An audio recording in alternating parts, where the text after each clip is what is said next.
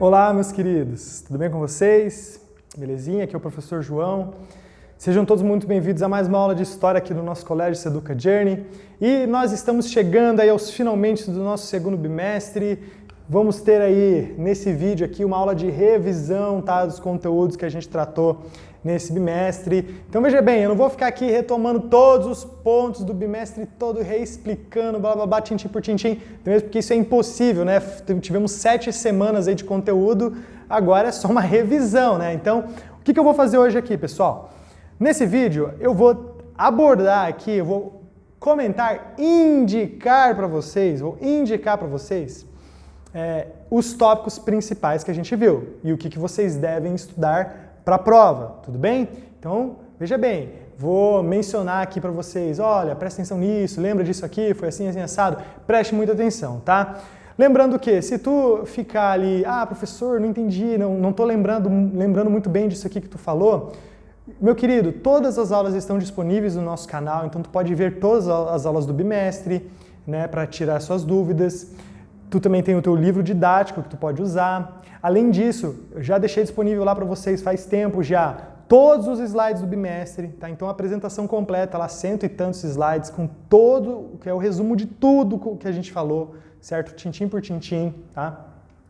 Então, meus queridos, está tudo aí à disposição de vocês para que a gente possa terminar bem esse bimestre, né? Fazer uma boa prova de história do nosso segundo bimestre, tá? Então, meus queridos, vamos fazer essa revisãozinha aqui, tá? Indicar aí os pontos principais do conteúdo para vocês, que com certeza vai ajudar vocês aí a fazer essa prova aí bem, na prova. Bom, meus queridos, uma coisa importante, tá? A gente tem falado durante esse bimestre todo, né, sobre os processos de independência do continente americano, certo? E é sobre isso que vai ser a nossa prova, né? Então, veja bem, a gente começou falando sobre os processos de independência nas até então colônias inglesas no continente americano, certo? Depois nós falamos sobre o processo de independência das até então colônias espanholas no continente americano e, por fim, falamos da independência do nosso querido Brasil, né? Então, a independência do Brasil, que foi as nossas últimas 2 semanas aí, a gente falou sobre isso. Nas últimas 3 semanas, né? Depois a gente viu um pouco ali da questão dos indígenas ali no século XIX no Brasil, mas o que nós vimos então são esses 3 tópicos de independências. Independência das colônias inglesas, das colônias espanholas e da colônia portuguesa, que é o Brasil, certo? Então é isso aí que vai cair na prova, tá, meus queridos? Esses 3 processos distintos aí de independência daqueles territórios que eram colônias europeias aqui no continente americano, né? Então, desde lá da independência das 13 colônias, como a gente vai relembrar um pouquinho agora, até a independência do Brasil. Tudo bem? Bom, meus queridos, então lembrem-se, né? Quando a gente está falando da independência dos territórios coloniais ingleses, né, no continente americano, a gente tem que lembrar do que a gente está falando. A gente está falando das famosas 13 colônias, tá? Então a gente tem aqui na América do Norte, inicialmente apenas na faixa leste aqui da América do Norte, a Flórida ainda não fazia parte, o interior aqui do que viria a ser depois dos Estados Unidos não fazia parte. No começo da colonização inglesa, apenas essa faixa que está em destaque aqui era ocupada pelos colonos ingleses, nesses 13 territórios que ficaram conhecidos como as 13 colônias, né? Então, destaque para a colônia de Massachusetts, colônia de Nova York, colônia da Pensilvânia, tá? Então, essas 13 colônias que a gente está falando aqui que deram origem aos Estados Unidos da América. Foram essas 13 colônias que lutaram pela sua independência, alcançando ali a sua independência no século XVIII, mas eram territórios coloniais ingleses. Até tem aqui uma foto, é boa, né? Não é foto. Uma pintura aqui da Elizabeth I, né? Rainha inglesa, da época da grande expansão colonial, primeira grande expansão colonial do Reino da Inglaterra sobre o continente americano, né? Para cá, né? A Espanha dominava, a França tinha muitos territórios ali também, certo? Mas essas colônias aqui, as 13 colônias, que deram origem aos Estados Unidos da América, tá? Foi o primeiro território colonial do continente americano se tornar independente antes das colônias espanholas e antes da independência do Brasil também, né? Nesse contexto aí, o do Brasil foi um dos últimos, inclusive, que aconteceu só lá em 1822, né? O processo de independência das 13 colônias começou muito antes. Mas enfim, vamos relembrar alguns pontos importantes aqui, tá? Primeiro, os colonos, tá, americanos, eles estavam insatisfeitos com muitas coisas, com muitas posturas de como que a Inglaterra estava dominando a região. Primeiro, eles estavam descontentes com a falta de autonomia, então eles queriam ser mais autônomos, porque a Inglaterra ficava lá controlando tudo, né? Não dava liberdade para eles e tal. E também, né, meus queridos, os colonos americanos, eles estavam insatisfeitos com algumas leis que haviam sido impostas pelo parlamento inglês lá no continente americano. Então, o parlamento inglês decidia, criava as leis e tinha que ser aplicado e obedecido aqui no continente americano, nas 13 colônias, tá? Então, por exemplo, existiam algumas leis que desagradavam muito os colonos americanos, como, por exemplo, a Lei do Açúcar, de 1764, né, que aumentou muito os tributos sobre a produção do açúcar, e o açúcar era muito produzido em algumas das 13 colônias, então quanto mais se cobrava impostos sobre a produção do açúcar, lógico que os colonos iam ficar insatisfeitos com isso, né, porque estava ali impedindo o lucro deles e tal, né. Também teve a questão, por exemplo, da Lei do Chá. Antes até ali da Lei do Chá, uma questão muito importante foi os atos Townshend, né, que foi a taxação de chá, papel, corante e outros produtos também. Então, mais uma vez, a questão de impostos, a questão fiscal, desagradando muito ali os colonos americanos. E, por fim, a Lei do Chá, ali de 1773, né, por quê? A Lei do Chá, ela deu de mão bandeja, os ingleses deram de bandeja ou de mão beijada, nossa, misturei duas expressões aí. Deram de mão beijada todo o monopólio, tá, do comércio do chá para a Companhia das Índias Orientais. Só essa companhia mercantil podia explorar a produção do chá no continente americano, o que, obviamente, daí deixou muito descontente os colonos americanos, né? Porque, pô, como assim? Como que apenas uma companhia de comércio vai ter todo o monopólio do comércio do chá que a gente produz? A gente quer comercializar com um monte de gente para ter lucro, né? Mas era do interesse inglês que a Companhia das Índias Orientais tivesse o monopólio do chá, e por isso que ela criou essa Lei do Chá em 1773. Ou seja, os colonos americanos lá das 13 colônias, eles estavam muito insatisfeitos, tá? E por isso que juntou-se vários grupos que buscaram começar a lutar pelo processo de independência dos Estados Unidos, certo? Então, por exemplo, a gente tem um evento icônico, né, que aconteceu ali no finalzinho do ano de 1773, que foi a festa do chá de Boston, né, a Boston Tea Party, né, que fica lá, a cidade de Boston fazia parte da colônia, né, até hoje lá do estado do Massachusetts, né, e o que acontece?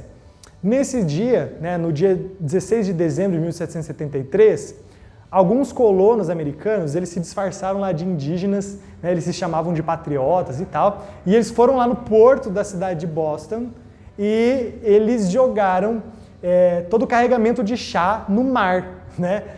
Então o chá que era para ser comercializado pela Companhia das Índias Orientais foi todo jogado no mar, né? Então um prejuízo enorme. Era uma maneira de falar, olha, a gente está, né, descontente com isso, certo? E daí, o que aconteceu, né? A Inglaterra, obviamente, não aceitou, né? Aqui tem uma imagem, né, da festa do chá de Boston. A Inglaterra, obviamente, não aceitou isso daí. Ah, beleza, vocês querem protestar e tal? A Inglaterra foi lá e criou leis mais rígidas ainda para controlar a situação na colônia americana. Então, por exemplo, a reação inglesa, né? O que eles fizeram depois ali da festa do chá de Boston? Fechamento do porto, tá? Ou seja, não podia mais ter comércio local ali, não podia ter mais manifestação contra o governo metropolitano, contra a Inglaterra, tá? Entre outros tópicos, tá? Não vou relembrar todos aqui, vocês podem ver isso aí depois nos outros vídeos, no material e assim por diante. O fato é que a situação aí ficou insustentável, né? Os colonos, eles estavam muito insatisfeitos e começaram a partir de certas lideranças, como Benjamin Franklin, como George Washington, né? Os famosos pais fundadores, né, dos Estados Unidos, eles se organizaram e declararam a independência dos Estados Unidos, porque eles queriam realmente se separar de uma vez por todas do controle da Inglaterra. Quando que aconteceu essa declaração de independência? Aconteceu aqui, isso aqui tem uma fotografia da declaração de independência, né, escaneada aqui, sei lá, mas o documento original da declaração da independência com a assinatura ali dos pais fundadores. Quando que aconteceu isso aqui? No dia 4 de julho de 1776. É a data da declaração da independência dos Estados Unidos, certo? Então, relembrem isso daí, porque também vou cobrar isso daí da prova de vocês, beleza? Então, ó, a primeira coisa que vai cair na prova é a independência das 13 colônias, que se tornaram os Estados Unidos da América, ok? Então, independência dos domínios ingleses, continente americano já foi. Outro tópico muito importante que vai cair na nossa prova do segundo bimestre também é a questão da independência das colônias espanholas, né? Porque a Espanha também era uma grande potência colonial no continente americano, foi uma das primeiras grandes potências marítimas junto de Portugal, né? Então, nas grandes navegações, a Espanha também saiu, depois de Portugal, foi o primeiro país ali nesse processo de expansão marítima. Então, a Espanha dominava muito território colonial no continente americano. Tudo isso que está destacado aqui em laranjado, né? Então, primeira coisa importante, como que era dividido o território colonial espanhol no continente americano? A divisão oficial era a partir de vice-reinos. Existia 4 vice-reinos que compunham, então, todo esse território colonial espanhol no continente americano. O vice-reino da Nova Espanha, vice-reino da Nova Granada, vice-reino do Peru e o vice-reino do Rio do Prata, tá? Então, tem que saber quais são esses 4 aí, né, meus queridos? Quais eram os vice-reinos aí do período que a Espanha dominava muitos territórios aqui no continente americano. E existiram, né, muitos processos diferentes de independência, né? Primeiro com a independência do México, depois com a independência de algumas províncias aqui do Rio da Prata, depois com a independência do vice-reino da Nova Granada, que deu origem a territórios como a Colômbia e assim por diante.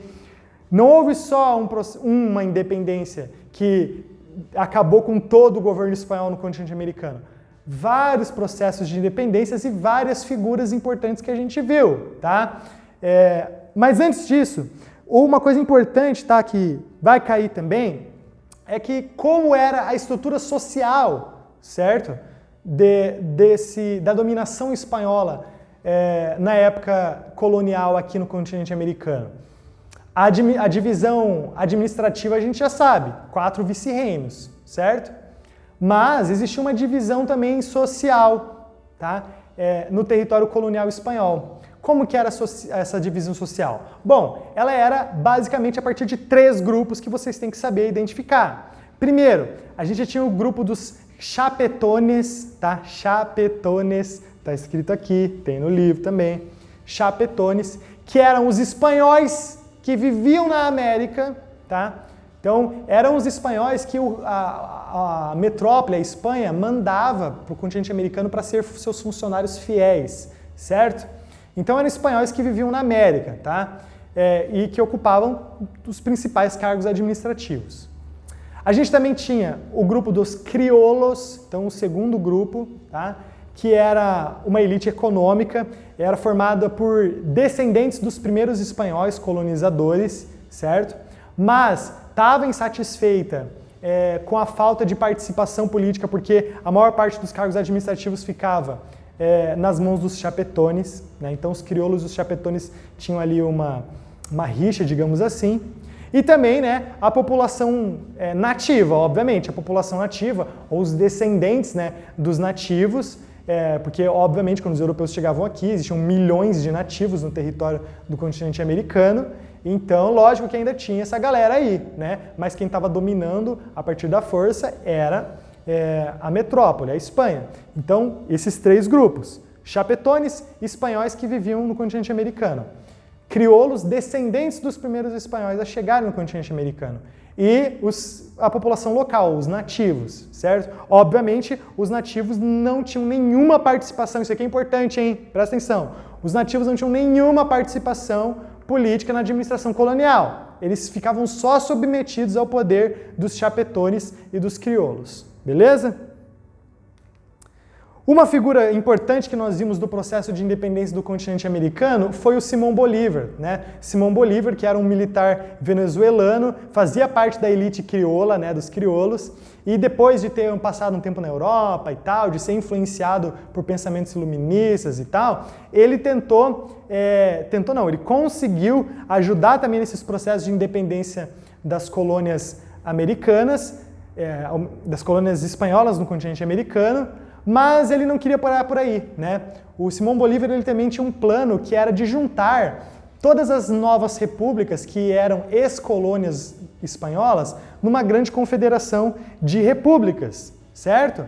E isso aí ficou conhecido, né, como o bolivarianismo, certo? Bolivarianismo, que era essa intenção de juntar todos os territórios que haviam sido colônias da Espanha numa grande confederação, né? O que não deu certo, né? Porque tanto que depois teve a Guerra do Pacífico, onde territórios, novas repúblicas que faziam parte dos vice-reinos entraram em guerra, né? Então Chile contra a Bolívia e contra o Peru e tal, né? Então esse sonho do Simão Bolívar não deu muito certo. Mas ele foi uma figura importante aí desse processo de independência das colônias espanholas e cai na prova também, tá? Então, preste bastante atenção para dar uma revisadinha nisso daí. E por fim, né, foi a questão da independência do Brasil que nós vimos, né, meus queridos? Então, a gente já tinha visto no começo do bimestre a independência das 13 colônias que deram origem aos Estados Unidos da América. Depois nós vimos a independência dos territórios coloniais espanhóis, que deram origem a essas várias repúblicas que a gente tem na América Latina, na América Central. Então, México, Colômbia, Venezuela, Chile, Peru, Equador, Argentina, Uruguai. Tudo isso daí era território colonial espanhol, foi dividido, foi fragmentado e se tornou esse monte de república. E por fim, existia mais um domínio colonial importante no continente americano, que era o domínio português, né? Então, o domínio português que começou ali a partir da chegada dos portugueses no litoral brasileiro em 22 de abril de 1500 e que se estendeu ali durante 3 séculos mais ou menos, de uma maneira, nessa forma de dominação colonial, né? Então, Portugal era a metrópole, o Brasil era a colônia. E nós estudamos como que aconteceu a independência do Brasil, ou seja, como que o Brasil deixou de ser uma colônia de Portugal, passou a ser um Reino Unido junto a Portugal e Algarves e, por fim, se tornou um país completamente independente, certo? Então, independência do Brasil também vai cair na prova, tá, meus queridos? Quais são os tópicos principais, né? Porque a independência do Brasil a gente viu muita coisa, né? Estudamos bem a fundo sobre esse processo, mas tem alguns pontos importantes aí que vocês não podem deixar de lembrar. Primeiro, vocês têm que lembrar, meus queridos, que o processo de independência do Brasil, né? Ele começou, ele não aconteceu do dia para a noite lá em 1822, lá 7 de setembro. Não, ele teve antecedentes que vieram muito antes. A gente começa a avaliar, digamos assim, ou melhor, o processo de independência do Brasil, ele inicia-se com a transferência da corte portuguesa para o Brasil em 1808. Né? Então, vocês lembram lá que em 1806, Napoleão Bonaparte decretou o bloqueio continental, mas Portugal era parceiro da Inglaterra e não queria deixar de fazer comércio com a Inglaterra, bolou um plano lá para fugir para o Brasil, e já que com certeza a França napoleônica iria invadir daí Portugal, como de fato tentou fazê-lo. Então, quando a corte portuguesa veio para o Brasil, a gente fala que aí foi o início do processo de independência. Por quê? Porque as atitudes do príncipe regente de Portugal da época, que era Dom João VI, começaram a mudar o status do Brasil. como, por exemplo, a abertura dos portos, né, às nações amigas, o fim do pacto colonial e, por fim, a elevação do Brasil ao status de Reino Unido junto a Portugal e Algarves. Então, a partir da transferência da corte para o Brasil, começa ali o processo de independência do Brasil com Dom João VI, tá? E depois, evidentemente, isso aí ganha mais força com o Pedro I, né? Por quê? Aconteceu a chamada Revolução do Porto, como a gente viu. A Revolução do Porto, ela queria, depois do final das brigas com Napoleão Bonaparte, queria que Dom João VI voltasse para Portugal e que o Brasil voltasse a ser uma colônia, certo? Então queria rebaixar de novo o Brasil a uma colônia. Só que o Dom João VI foi muito esperto e deixou o filho dele aqui, o Pedro I, Pedro de Alcântara, tá? Que se tornou o nosso herói da independência também. Por quê? Dom João VI voltou e as cortes lá portuguesas começaram a exigir que Pedro voltasse também. Por quê? Enquanto Pedro estivesse aqui, o Brasil não ia voltar a ser uma colônia. Agora, se o Pedro voltasse e ficassem só os funcionários portugueses aqui no Brasil, com certeza o Brasil teria voltado a ser uma colônia. Mas não foi o que aconteceu. Por que não foi o que aconteceu? Por causa do famoso dia do fico, né? Que a gente viu também. Isso aí também vai cair na prova então, meus queridos. Lembra lá que o Pedro I, o Pedro de Alcântara, no dia 9 de janeiro de 1822, ele teve essa famosa postura dele aí que ele afirmou que ficaria no Brasil, para impedir que o Brasil fosse recolonizado, digamos assim, voltasse a ser uma colônia de Portugal, tá? Além do Pedro, a gente tem outras figuras importantes ali do processo de independência do Brasil, como a Maria Leopoldina, que foi a primeira imperatriz do Brasil, né? Ela era de uma família europeia, da Áustria, que era o Habsburgo, né? Então ela era arquiduquesa da Áustria, filha do imperador austríaco, e ela casou com Pedro I. Ela foi uma figura importante também do processo de independência, porque ela ajudou a fazer toda a articulação política por trás da independência e ajudou a convencer o Pedro I a declarar a independência do Brasil, tá? Então, além do Pedro, a gente tem a Maria Leopoldina, como a gente viu, que foi uma figura importante da independência. E também nós temos o José Bonifácio de Andrade e Silva, lembre-se dele, tá? Também pode aparecer na prova de vocês esse cara aí também, que era um político paulista, né, de Santos, que também serviu como uma das bases aí do processo de independência, que ajudou a arquitetar todo esse processo de independência. Lembrando que nós temos aí uma quarta figura, que é a figura do povo, né? A figura do povo, porque o povo também queria a independência. A maior parte, evidentemente, porque tinha lá, como vocês viram, a gente lembra, tinha o Partido Brasileiro, o Partido Português e os liberais radicais. O Partido Brasileiro queria independência. O Partido Português queria que o Brasil voltasse a ser colônia. E os liberais radicais queriam que acabasse tudo, não tinha nada a ver com nem para um lado nem para o outro, que criasse uma república, né? Então, o que acontece? Existia uma parcela da população, principalmente funcionários portugueses e tal, que eles não queriam que o Brasil se tornasse independente, mas o povo brasileiro, de maneira geral, queria. E o povo brasileiro participou, tanto fazendo manifestações a favor da independência, como fazendo abaixo-assinados, né? O José Bonifácio mesmo, ele fazia abaixo-assinados, recolhia lá milhares de assinaturas para entregar para o príncipe, para falar, ó, príncipe, o povo quer a independência, certo? Então, essas figuras foram centrais para a independência do Brasil. Então, relembra um pouquinho aí da história delas, porque é muito importante. Pedro de Alcântara, Maria Leopoldina, José Bonifácio e o próprio povo brasileiro.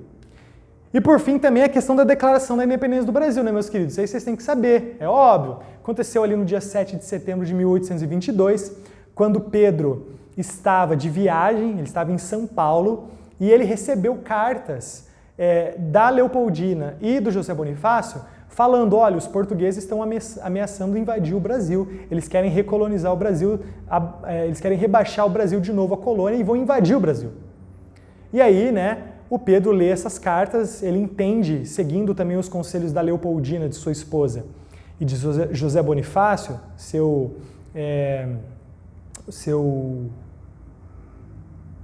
que viria a ser o ministro depois do reino, né, mas me fugiu outra palavra, que seu conselheiro político, digamos assim, ele vê que realmente o processo de independência era inevitável. Tinha que ser feita a declaração da independência, e lógico, né, arcar com as consequências daí, porque teve guerras de independência, né, mas o fato é que no dia 7 de setembro de 1822, Pedro I, ainda em São Paulo, às margens do rio Ipiranga, por isso que tem lá no nosso hino nacional, né? Ouviram do Ipiranga as margens plácidas, né? Plácidas. No Ipiranga está falando do rio ali que corta São Paulo, que foi ali nas margens desse rio que aconteceu o grito de independência, né, meus queridos? Então, 7 de setembro de 1822, a Declaração Oficial de Independência do Brasil, que só foi reconhecida por Portugal 2 anos depois, obviamente, né, não foi reconhecida logo de cara, foi só em 1824 que Portugal reconheceu que o Brasil era, sim, um país independente, certo? Então veja bem, meus queridos, o que vai cair na prova é isso aí, beleza? Esses são os tópicos principais, vocês têm que revisar tudo isso daí, vai dar tempo de revisar, né? Qualquer dúvida, tire, né? Faça suas perguntas para mim no PDA ou nas nossas lives. O fato é que, prova de História segundo bimestre, falaremos de independência das 13 colônias, independência das colônias espanholas e independência do Brasil. Esses 3 processos distintos que deram origem a todos esses países aí do continente americano que a gente conhece hoje. Tudo bem, meus queridos? Então, revisem o conteúdo aí, bons estudos e eu desejo a todos uma ótima prova também, beleza? Abraço!